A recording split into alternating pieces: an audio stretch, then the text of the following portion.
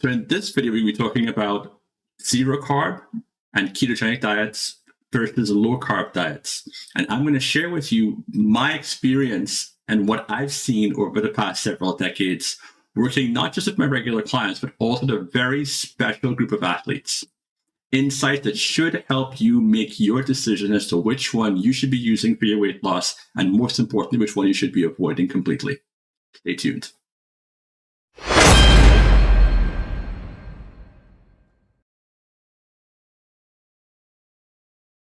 So today we're talking about ketogenic or zero carb diets versus low carb diets. And before I go any further, I'd like to first thank every single person for tuning in. You be sure to like and subscribe. The support for this channel so far has been tremendous, and I really appreciate it. And also, if you subscribe, you'll be first in line to get all the new content coming out on a very regular basis. So, back on to the topic. One of the hardest things to be able to measure when someone is on a low carb diet versus a zero carb diet is exactly what the body composition changes are.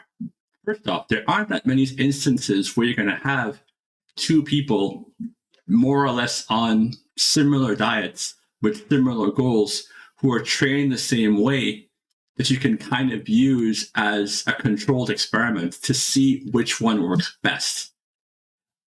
However, thankfully, because I have worked with so many natural bodybuilding competitors, I actually have a group of people with whom it's really easy to see the differences in body composition. Now, you can look at the numbers all you want. At the end of the day, nobody cares about the numbers. You care about what you look like. And you also care about how long you're able to maintain whatever progress it is that you've made. And from this population, we can really see the changes in the body and really see which one was successful long-term or longer term, and which one was not successful long-term or longer term. So the big problem is when people talk about their friends who are on a keto diet and they lost some weight, they look better, it's really hard to really know what's going on because, first off, most people are in the 20th percentile in terms of body fat. So the average person losing weight is probably going to go from, let's say, 22% body fat to maybe,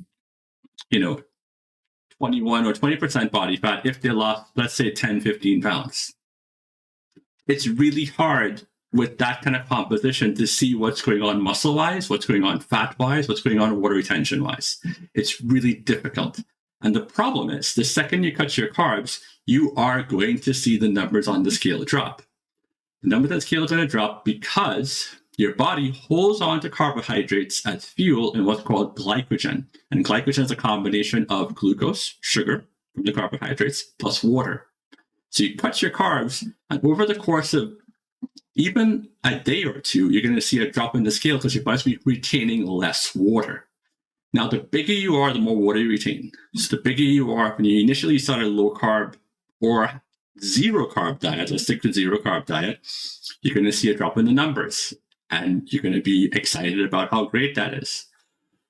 But the good thing about working and looking at how bodybuilders respond is that at the end of the day, they're all going to be at a point for a competition where they've done everything to get rid of as much fluid as possible. So the fluid isn't a problem. It's not something you can take into consideration. And because they're going to be so lean, 10% or lower than 10% body fat for the men, and somewhere between, I'd say, 14 to 11, 12% for the woman, you can really see the differences in terms of what they look like. And here's what I saw. First off, let's explain how it came that people were eating differently and doing different things. Back in the days, I would coach a number of competitors at the same time. I'd train them all at the same time. I'd coach them all at the same time.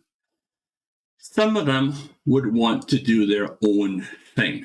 And this is a good thing for us because it gives us an ability, and it gave me back then as a young coach coming up, to see what works and what didn't work. And everyone was on more or less the same diet, but some, in the name of expediency, and because they thought that going on a zero carb diet would help them lose body fat faster, elected to go on zero carb diets while dieting. So you had group A, who was zero carb, and you had group B, who were following my recommendations, where they were consuming some carbohydrates, somewhere around, I would say, between 150 to 200 grams of carbohydrates per day, which isn't that high. Some of them as high as 250, depending on their activity levels. But they were getting enough carbohydrates to do exactly what they needed. And also, very importantly, they were getting enough carbohydrates that are going to not make the dieting process as severe. The other group, however, had zero carbohydrates. They elected to eat pretty much protein, fat, with some vegetables in there, no fruits. And at the end of the day, over a period of about 4 to 3 months, here's what I saw. The group that went zero carb, completely ketogenic with their diets, lost slightly more weight than the group that went low carbohydrate. Slightly. Differences with people who weighed more or less the same were about 4 to 5 pounds difference. Now, that doesn't sound like much, but what was dramatic was the way they looked. The ones on the zero carb diet, even when they carb back up to put some carbohydrates back into your system so you fill up with glycogen so you look harder and fuller, just a technique that bodybuilders use, they were still significantly smaller in terms of retained muscle mass than those who had elected to keep some carbohydrates in their diet. Now, it was noticeable. Noticeable also in the placings. The ones who went on the low carb diet all did better than those who went on the zero carb diet. So from an aesthetic point of view, if you're trying to get that lean, muscular look, you kind of want to go low carb. You do not want to take all the carbohydrates out of your diet. And I'm going to explain exactly why, because there is some science behind that. But also, what was really troubling and really disturbing was what happened after the competition. Everyone in Group A who was on a zero carb diet struggled to not put on ridiculous amounts of excess body fat because their eating was, as they described it, uncontrollable. Now, in Group B, there were some who also experienced some difficulty in terms of going back to some equilibrium with their diets. And there were some who exhibited some issues with eating uncontrollably as well, but they didn't put on as much body fat as those in the other group. And the numbers were really small in comparison. Whereas everyone in Group A pretty much had problems eating regularly after going on a zero carb diet. Now, the science of it. The science of it is that carbohydrates spares protein. And what that means is, as far as from a biological perspective, your body will always do whatever it takes to make sure that your brain has the fuel it needs. Without a certain amount of glucose, which is the fuel that your brain uses and the fuel that your muscles use, everything stops. And your body gets glucose from different places. Now, by going on a zero carb or ketogenic diet, what you're doing is you're taking all the carbohydrates out of the equation, more or less. So your body is taking in a diet of protein and fats. And through something called ketosis, your body adapts and says, well, we don't have any carbohydrates coming in. So what we're going to do, we're going to start tapping into fats as the way that we are going to fuel our body. So your body takes the fats and converts the fats into sugars, which helps fuel your brain, fuel your muscles, and everything else. But there's a problem there. The problem is your body, from an evolutionary point of view, is designed to do everything possible to maintain fat stores. It doesn't want to go to a place where fat stores are zero. It doesn't want you to be completely ripped to shreds if you're not ripped to shreds. It doesn't want you to lose ridiculous amounts of body fat. It does not want that at all. So it's going to do everything possible to be as conservative as possible. And that's very important. Our bodies are conservative. And as such, what your body's going to do, it's going to start tapping into other sources. Now, whenever someone talks about low carb, zero carb diet, or ketosis, anything like that, they tend to kind of omit the fact that you can't have someone in ketosis who's taking in almost no carbohydrates whatsoever, who's not going to be experiencing some decrease in muscle mass. Because your body, like I said, doesn't want to burn all the fat. We all know this. We all know how hard it is to get rid of body fat. And we all know as well that the leaner you get, the harder to lose body fat, because your body just wants to hold on to it. So it taps into the other huge reservoir of potential glucose that it can convert, which is skeletal muscle.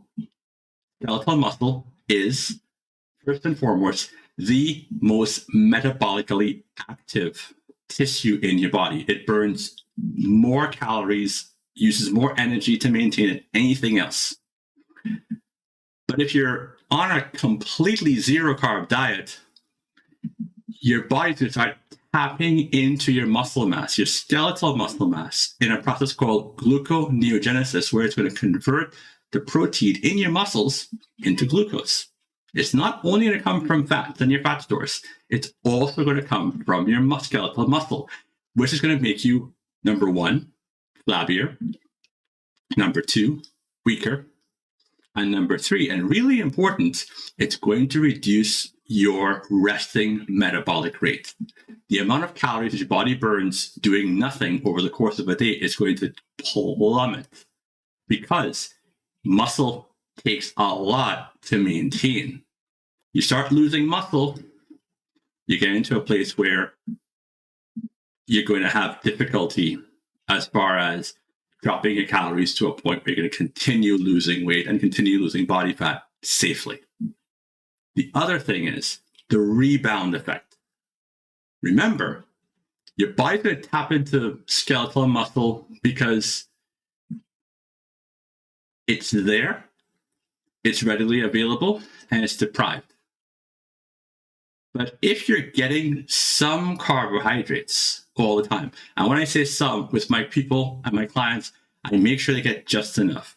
We go through individually how much they get in that allows them to maintain some sort of equilibrium as far as their energy levels. It's a very individual thing. And we make sure it's enough that's not going to be such that they're not constantly deprived of carbohydrates. You don't need that much carbohydrates at all to maintain muscle mass. When I teach survival classes, I talk about the importance of getting some carbs into your system at all times whenever energy levels are low, because even a small amount can spare muscle mass. If a small amount's coming in, your body says, oh, we have glycogen coming in, we have carbohydrates coming in, we're good, we don't need to tap into skeletal muscle. If you don't have any, it becomes a problem. You start losing that muscle mass. The other thing is the rebound effect. If you haven't consumed the carbohydrates for a really long period of time and you've dropped your calories, at some point, because we are surrounded by a super abundant supply of carbohydrates, you're going to start back eating carbs. And when you do, you're not going to be able to constrain yourself. The people I'm talking about are elite athletes, people who are perhaps the most dedicated, the most disciplined with their diet that you'll ever meet. We're not talking about people who are, just kind of dabbling in it. It's their lives, it's their careers, and they're really, really serious about it. And they are uncontrollable after a period of zero carb consumption when they return to eating any amount of carbs. That's the problem, because what happens is they put a lot of fat on afterwards because, number one, they lost a lot of muscle mass. And number two, the eating that they're going to have to go through is going to be hormone driven, which is going to make it uncontrollable.